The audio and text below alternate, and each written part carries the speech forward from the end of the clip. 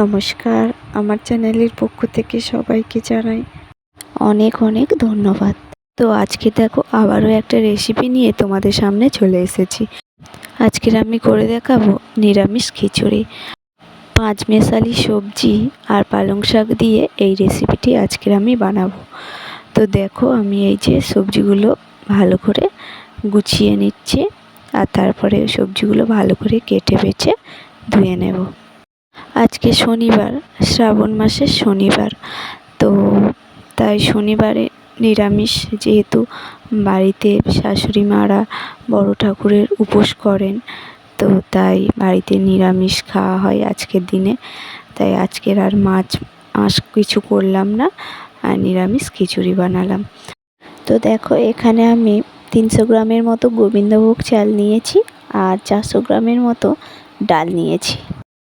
তো চালটা ধুয়ে এবার আমি হাঁড়িতে দিয়ে দিয়েছি, আর এবারে আমি মুগ ডালটা হালকা করে শুকনো খোলায় ভেজে নেব।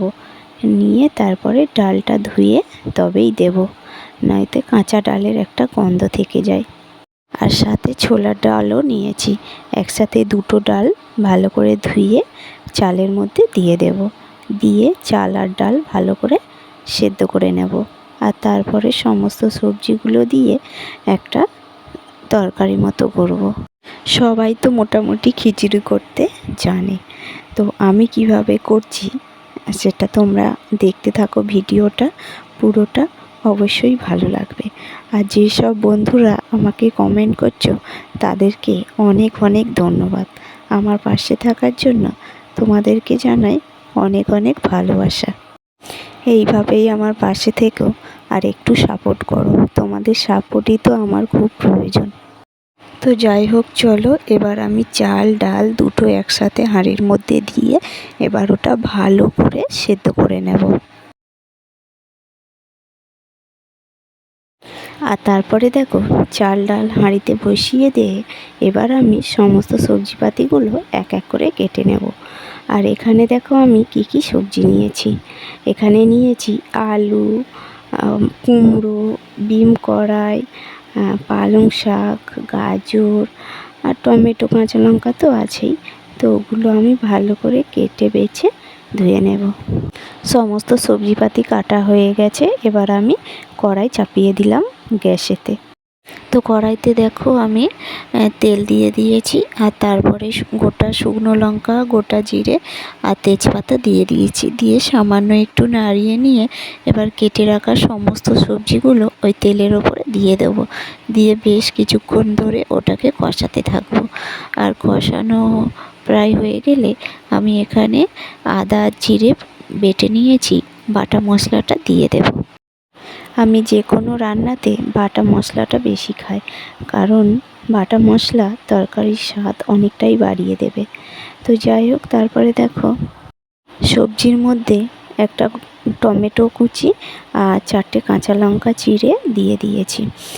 আর তারপরে সমস্ত গুঁড়ো মশলা করে এক এক করে দিয়ে দিচ্ছি।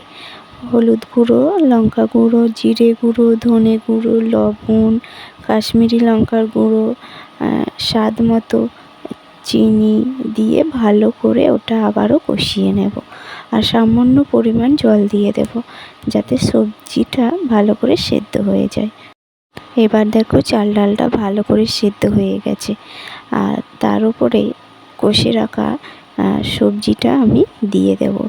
দিয়ে ভালো করে নাড়িয়ে চাড়িয়ে নেব।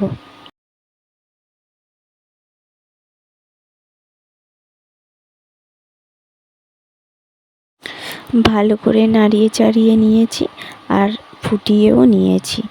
এবার ওপর থেকে একটু ঘি দিয়ে দেব।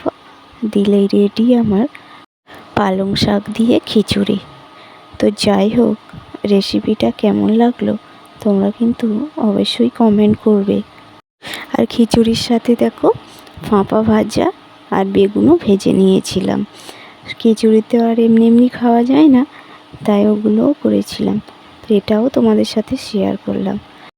তো যাই হোক, রেসিপিটি আমার পুরোপুরিভাবে কমপ্লিট হয়ে গেছে। আর এখন দেখো আমি পরিবেশনের জন্য বাটিতে তুলে নিচ্ছি। তো সবার প্রথমে আমি আমার হাজব্যান্ডকেই দেবো, কারণ ও খুবই পছন্দ করে খিচুড়ি খেতে। ও বাড়িতে থাকলে ও ওর পছন্দই সমস্ত রেসিপিগুলো বানানো হয়। আর ও যখন না থাকে তখন আমি নিজের মতো করেই বানাই।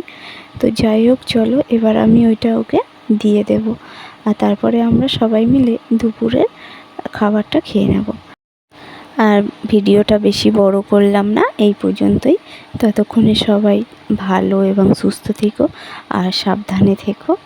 আর আমার ভিডিওগুলো বেশি বেশি বেশি করে দেখতে থেকো। আর ভালো লাগলে লাইক, কমেন্ট ও সাবস্ক্রাইব করে দিও। ধন্যবাদ।